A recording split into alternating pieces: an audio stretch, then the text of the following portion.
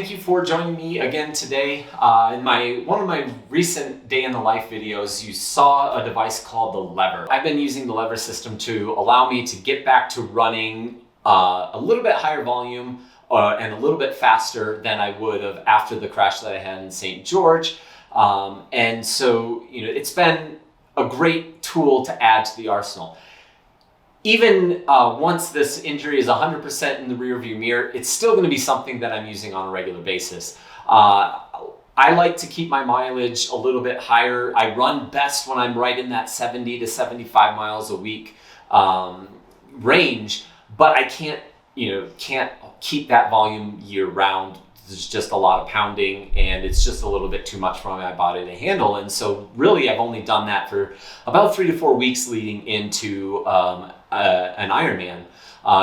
So maybe a total of 8 weeks of the year I'm getting that. Well, with this I can keep volume consistently higher with consistently less pounding and impact.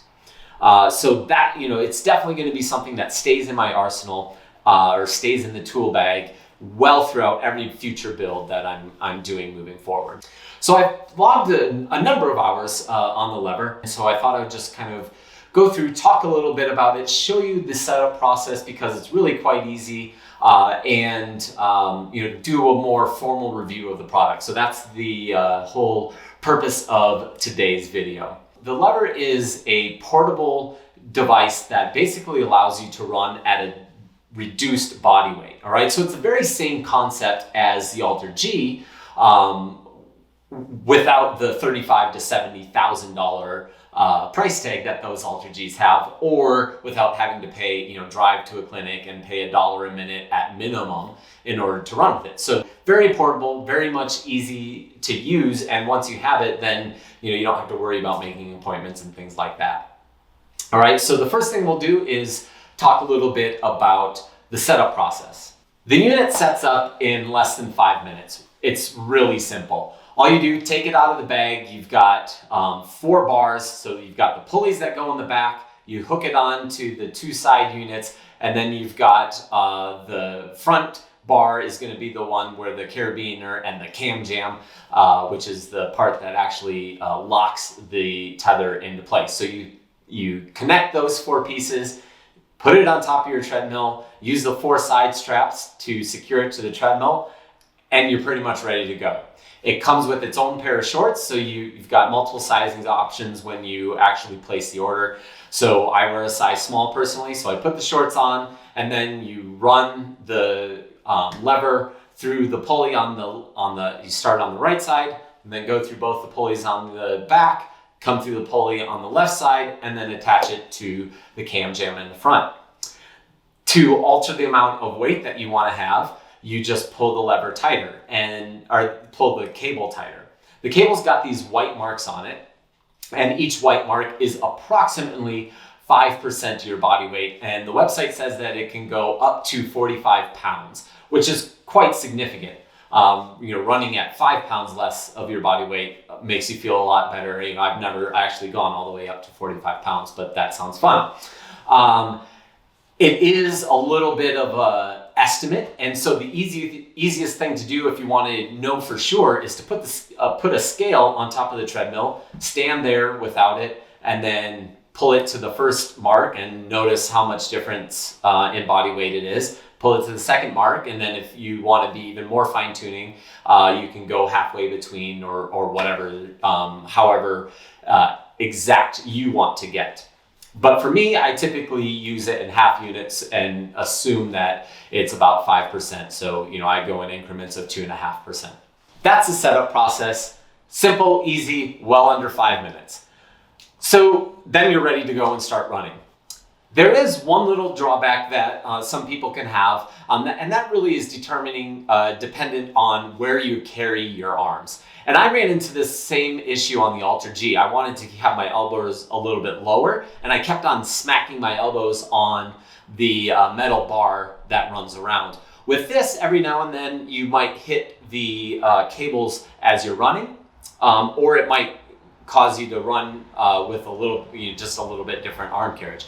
For me personally, what I do is I cross the unit, so I the cam jam is supposed to go on the left.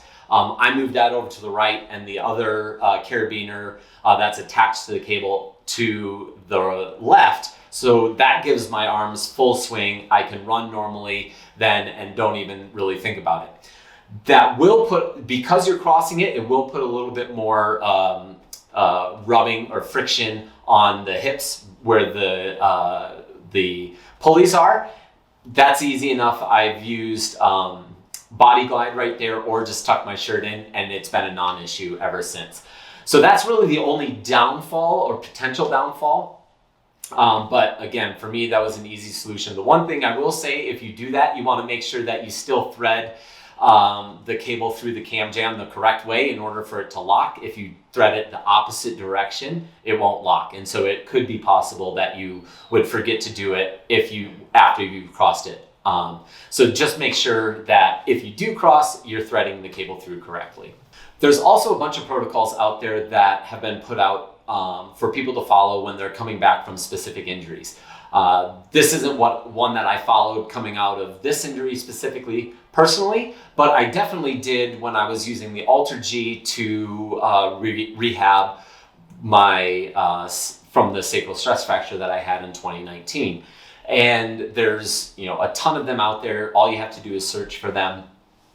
Most of these are written specific to the Alter G again, but you can use this lever system the exact same way. You can again measure using a scale how much body weight you're taking out, so you can use all those pre-made protocols if you're coming out of an injury.